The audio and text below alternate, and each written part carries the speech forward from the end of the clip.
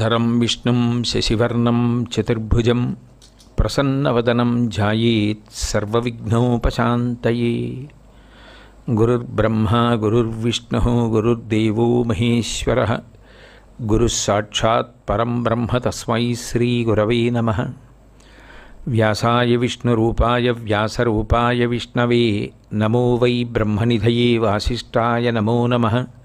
कूजन्तं राम रामेति मधुरं मधुराक्षरम् आरुह्य कविताशाखां वन्दे वाल्मीकिकोकिलं।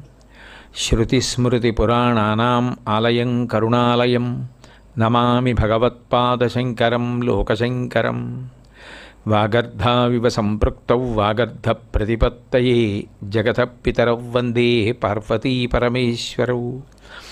सूक्तिं समग्रयतु न स्वयमेव लक्ष्मीः श्रीरङ्गराजमहिषी मधुरैकटाक्षैः। वैदग्ध्यवर्णगुणगुम्भनगौरवैर्यां कण्डूलकर्णकुहराः कवयोधयन्ति। हैमोर्ध्वपुण्ड्रमजहन्मकुटं सुनासं मन्दस्मितं मकरकुण्डलचारुगण्डं बिम्बाधरं बहुलदीर्घकृपाकटाक्षं श्रीवेङ्कटेशमुखमात्मनि सन्निधत्ताम्। विमलपटी कमलकुटी पुस्तकरुद्राक्षसस्तहस्तपुटी कामाक्षी पक्ष्मलाक्षी कलितविपञ्ची विभासि वैरिञ्ची। हरि ओम। పరమేశ్వర స్వరూపైన సభకి నమస్కారం. అంతగా ఆత్మానాత్మ వివేకమెరిగిన మహాపురుషులు, అందుకని ఆయన మహాతేజసే నమః అని కీర్తింపబడ్డారు. అది మామూలు తేజస్సు కాదుట, మహాతేజస్సుట.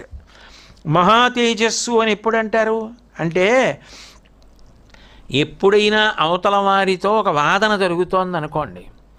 వాదన ఎందుకు జరగాలి అంటే, ఇంకా అదే పనిగా పెట్టుకుని ఎప్పుడు అవతల వాళ్ళ తప్పులు ఎత్తి చూపించడానికి మాట్లాడితే వాదన అంటారు. అలా కాదు.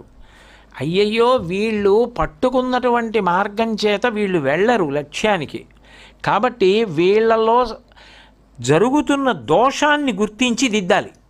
అందులో ఉన్న మంచి ఏదుందో ఆ మంచిని పాడు చేయక్కర్లా, మంచిని మంచిగా ఉంచవచ్చు. ఇప్పుడు దేనిలోనైనా శ్రద్ధ అంటూ ఉందా? వాళ్ళకి పట్టుకున్నారు కదా, ఆ శ్రద్ధను ఉంచాలి.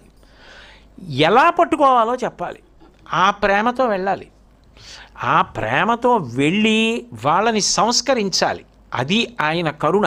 అంతేగాని ఏదో ఇంకా దేశంలో ఉన్నవన్నీ తప్పులని నిరూపించడానికి బయలుదేరడం కాదు ఆయన ఉద్దేశ్యం. వెళ్ళవలసిన మార్గాన్ని లోకానికి చెప్పాలి. దానికి వేదమును ప్రమాణము చేసి నడిపించారు.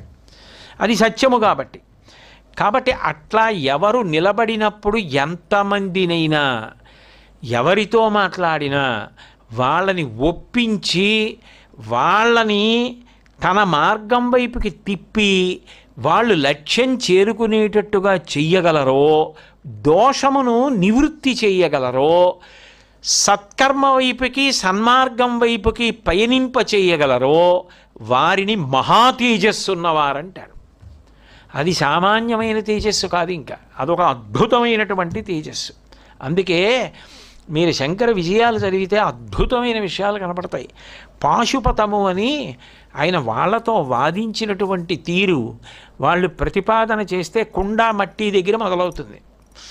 ఆ ప్రారంభమైనప్పుడు ఆఖరికి వాళ్ళు శంకరాచార్యులు వారు ప్రతిపాదించినటువంటి వేదాంత రహస్యం ఉపనిషత్తు జ్ఞానం దగ్గర ఏకీభవించి 2 చేతులెత్తి నమస్కరించి శంకరుల మార్గంలోకి తిరిగిపోతారు. పాశుపతాన్ని గెలిచారు. వ్యాసుల వారంతటి వారితో కొన్ని రోజులు బ్రహ్మసూత్ర భాష్యం మీద మాట్లాడితే వ్యాసుడంతా మురిసిపోయి, నువ్వు తప్ప ఎవరు చెప్తారు శంకరా, కాబట్టి నువ్వు ఇంకొక 16 సంవత్సరాలు భూమి మీద శరీరంతో ఉండి ఈ సత్యాన్ని వ్యాప్తి చేయమన్నారు. కుమారిల భట్టు సుబ్రహ్మణ్యేశ్వర స్వామి వారి అవతారం, కర్మ మార్గాన్ని నిర్ధారించడానికి వచ్చారు. తుషాగ్ని ఎందు కాలిపోతుంటే శంకరాచార్యులు వారు వెళ్ళారు. ఎంతో ప్రేమతో మాట్లాడితే కుమారిల భట్టు చిట్ట చివర ఒక మాట అన్నారు, నేను చేసిన పెద్ద దోషం మీ దర్శనం చేసుకోకపోవడం. ఇప్పుడు మీ దర్శనం అయిన తర్వాత నాకు అర్థమైంది మీరు ఎంతటి తేజోమూర్తో. నా అంతటి వాడున్నాడు, నా శిష్యుడు మండన మిశ్రుడు, ఆయన దగ్గరికి వెళ్ళమన్నారు. ప్రభాకరుడని శిష్యుడు ఉన్నాడు, ఆయన దగ్గరికి వెళ్ళమన్నారు. కుమారిల భట్టుని అనుగ్రహించారు. మళ్ళీ అక్కడి నుంచి బయలుదేరి ప్రభాకరుడని ఆయన దగ్గరికి వెళ్ళారు. అప్పట్లో ఆయన దేశమంతటా ఖ్యాతి గడించినటువంటి కర్మవాది. అంతటి వాడు శంకరాచార్యులు వారు వస్తున్నారంటే ఎదురెళ్ళి స్వాగతం పలికి ఆయన తేజస్సు ముందు ఆయనతో వాదించలేక ఆయన చెప్పినదని సత్యమని అంగీకరించాడు. ఆయన కుమారుడే హస్తామలకాచార్యుల వారు. ఆయన ఎప్పుడు మాట్లాడకుండా అట్లా ఉండిపోతే ఆయన్ని మాట్లాడించి ఆయన చేత మాట్లాడుతూనే పిల్లవాడు వేదాంత రహస్యాలన్నీ చెప్తే పుట్టుకతో జ్ఞాని, ఈ కుర్రవాడితో నీకు ఉపయోగం లేదు, వీడు సంసారమునందు ప్రవేశించడని హస్తామలకాచార్య అని సన్యాసనామం ఇచ్చి తన శిష్యుని చేసుకున్నారు శంకరాచార్యులు వారు. అట్లాగే మండనమిశ్రుడు ఇంటి ముందున్న చిలుకలు గోరువంకలు కర్మ సిద్ధాంతం మీద ప్రమాణం గురించి చర్చించుకుంటూ ఉండేవి చిలకలు. సేవకులు కూడా సంస్కృతంలో మాట్లాడుకుంటుండేవారట. అంటే ఆయన ఎంత విద్వాంసుడో ఆలోచించండి. ఆయన తద్దినం పెడుతుంటే వ్యాసుల వారు భక్త కింద వచ్చి కూర్చున్నారు జైమిని. అంటే ఎంత కర్మవాదో ఎంత విద్వాంసుడో. ఉభయభారతి బ్రహ్మ సరస్వతుల అవతారం ఆయనే, తర్వాత సురేశ్వరాచార్యులు వారు. అటువంటి వాడితో వాదించి గెలిచారు. గెలిచి సన్యాసాశ్రమం ఇచ్చి శృంగేరి పీఠానికి మొట్టమొదటి పీఠాధిపతి. అలాగే క్రకచుడు అని కాపాలికుడు, ఆయనతో వాదన చేశారు. వాళ్ళైతే ఆయన వస్తున్నప్పుడు భైరవుణ్ణి బాగా ఉపాసన చేసి శంకరాచార్యులు వారిని సంహారం చేయడానికి శూలాలు కత్తులు అన్నీ పట్టుకుని ఎదురుగుండా నిలబడితే శంకరాచార్యులు వారు వెళ్ళేటప్పటికీ ఆయన తేజస్సుని చూసి వాళ్ళు భైరవుణ్ణి పిలిస్తే భైరవుడు వచ్చి ఆయన మహానుభావుడు శివావతారం, ఆయన చెప్పిన మాట మీరు వినండి అన్నారు. అంటే కాపాలికులు కూడా వామాచారాన్ని ఉగ్రమైన పూజల్ని విడిచిపెట్టి శంకరుల మార్గంలోకి తిరిగిపోయారు. అట్లాగే చార్వాకులను గెలిచారు. సౌగతమత సంబంధీకుడు పీనకాయుడు అని ఆయనతో వాదన చేసి ఆయనని మెప్పించారు. భట్టభాస్కరుణ్ణి తన మార్గంలోకి తీసుకొచ్చారు. సర్వజ్ఞ పీఠారోహణం చేశారు. శంకరాచార్యుల వారికి నమస్కారం చేసి గురువుగా అంగీకరించని వాళ్ళు ఎవరింకా అప్పుడు అంత గొప్ప గురువు, అంత గొప్ప తేజస్సు, అన్నిటినీ ఖండించి అందులో ఉన్న మంచిని నిలబెట్టి అన్ని కోట్ల మందిని ఉద్ధరించిన మహాపురుషుడు.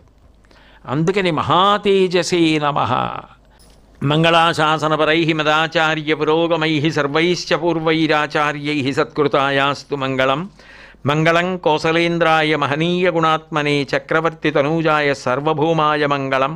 ఉమాకాంతాయ కాంతాయ కామితార్థప్రదాయినే శ్రీగిరీశాయ దేవాయ మలినాథాయ మంగళం. సర్వం శ్రీ ఉమామహేశ్వర పరబ్రహ్మార్పణమస్తు. స్వస్తి.